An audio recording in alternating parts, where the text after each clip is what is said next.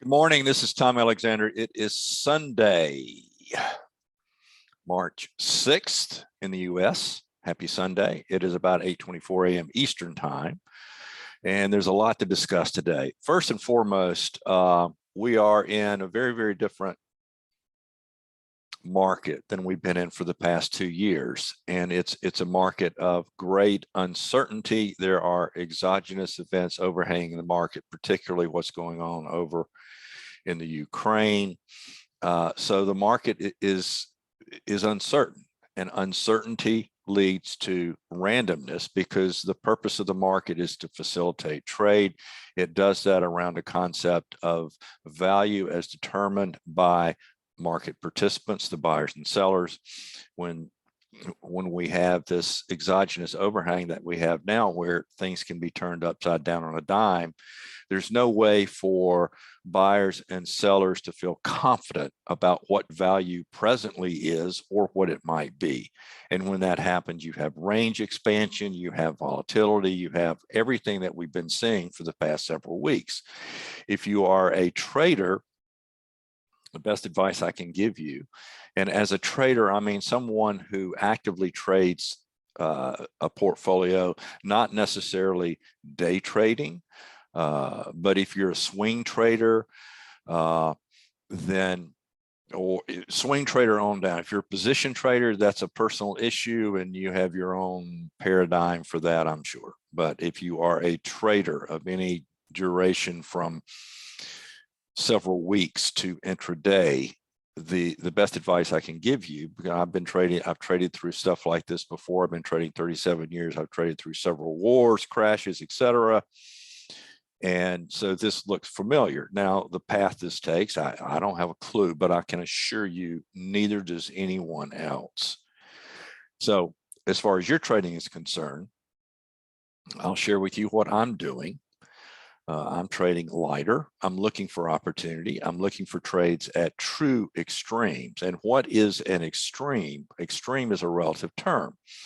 And if you're using some sort of technical indicator, and I'm going to go into the few things that we do use here outside of just pure price action, but that are auction market based. I'm not talking about oscillators and things like that. Oscillators almost never work in any market condition.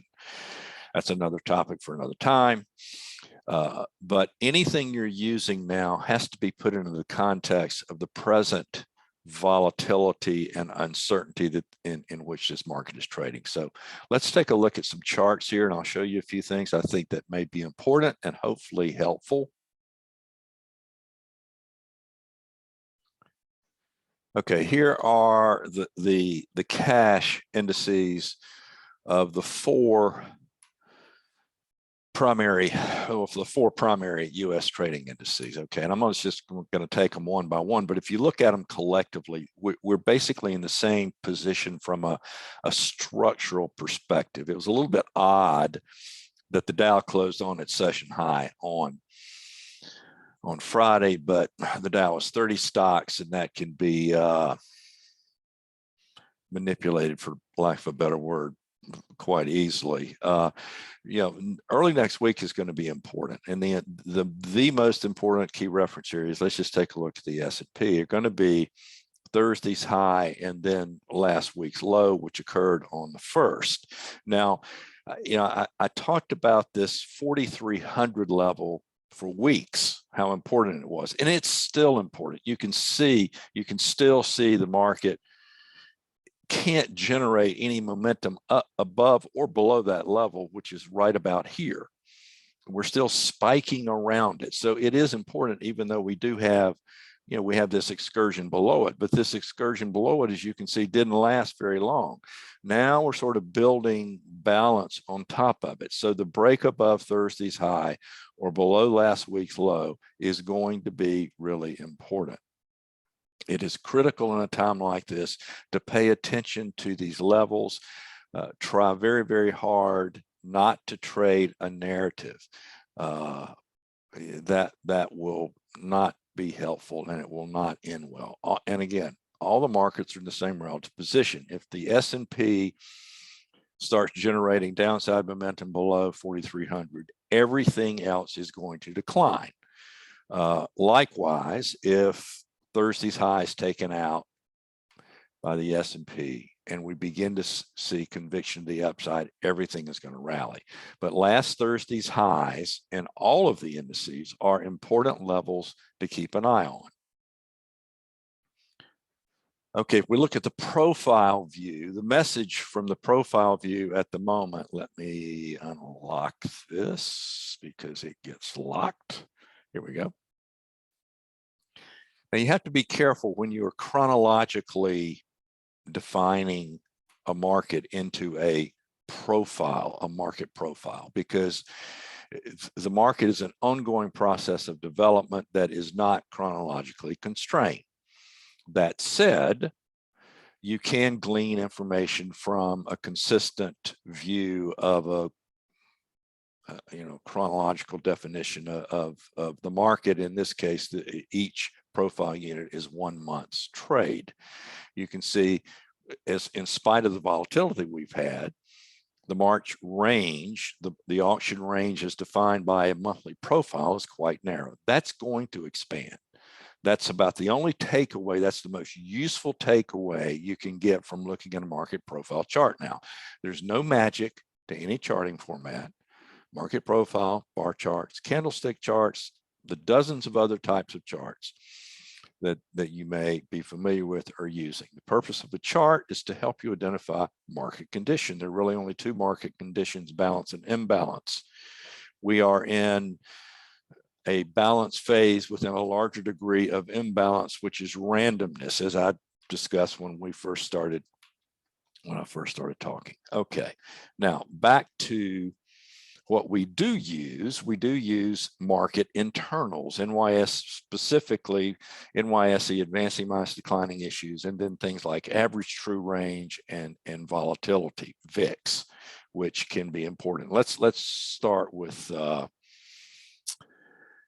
we'll come back. Well, since we're here, see, I've got it on my screen. So one thing that I wanted to take a look at, I wanted to point out, is that VIX and average true range have remained in an elevated state now for almost 6 weeks. Wednesday will be 6 weeks. And this is an unusually long period of time for the market to remain in an elevated state. And it's usually around a correction. It's usually around a severe down leg and a bear trend. It's usually marked by uncertainty, all the things that we're presently seeing. This was March to April of 2020. And you can see how average true range and VIX just exploded in this time frame, and it remained elevated well into the rally. But this period of extraordinarily high volatility and average true range lasted about 6 weeks. Well, Wednesday will be 6 weeks. Now, what is a little bit odd about this time is that we haven't had actually even wider ranges or even higher VIX, at least yet. So I am alert that you're unlikely to see this average true range just hover conveniently where it is, and VIX hang around this level conveniently without some sort of capitulation, or, and when I say capitulation, that capitulation could be to the upside. For instance, if we do take out last Thursday's high, then you should see average true range come in, begin to drop, and you should see the VIX begin to drop.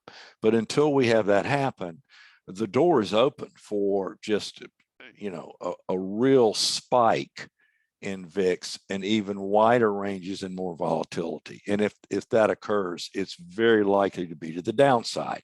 Now, something else I want to, well, I'm all over the place. Let me go to breadth first, and then we'll come back. Let's see. Okay, here we go. So, and I put this in the written report. There are times when breadth can be very helpful.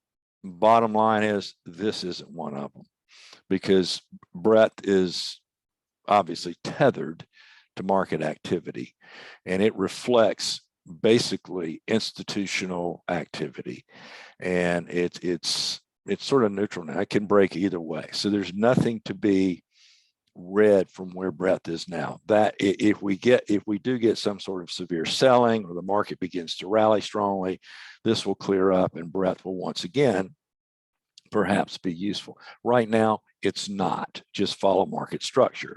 Now, the last thing I want to leave you with today is something that I have mentioned before. Let me find, yeah, here we go.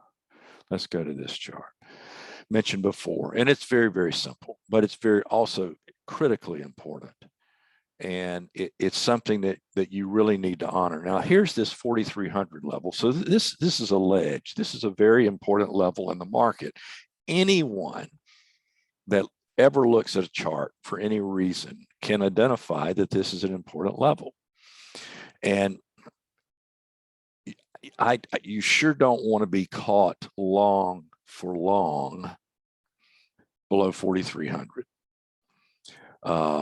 These levels historically have been critically important. Now, the amazing thing about the market rally off the 2020 low was how consistently important levels held. Here, here, here, here. I mean, it's just uncanny how these levels held. The market knows. Market participants know. So let's go back and look. And I've done this, but bear with me. I think this is important to know. Levels are important. This was a level here, and we just absolutely obliterated it. This was back in March 2020. This was an important level. We came down and tested it here, rallied strongly, and then tore it up to the downside. This was an important level that held on this test. This was an important level. You can see that it was important back here. It was important here. We bounced off of it once, rallied, came down, bounced, came down, tested it, and then traded very, very sharply through it. This was in 2018. And up here, there was also a level right here. You can see we formed this level, we rallied, we formed a little bit of balance here, and then we cratered. This was more of an inverted V top, but again, there was a balance area in here. You formed a balance area here right at this level, and you cratered. I can go back, you know, to as long as we have data and show you how these levels are important. When they hold and when they don't, it's telling you something. And we are at one of these points now.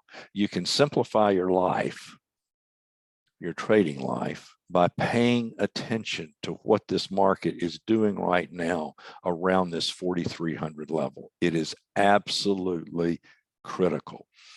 Guys, do me a favor. If you found value in the video, like it. If you have not subscribed to the channel, please do so. Hit the notification bell and you'll be notified when I post something. Have a wonderful remaining weekend, and we'll look forward to seeing what happens this week.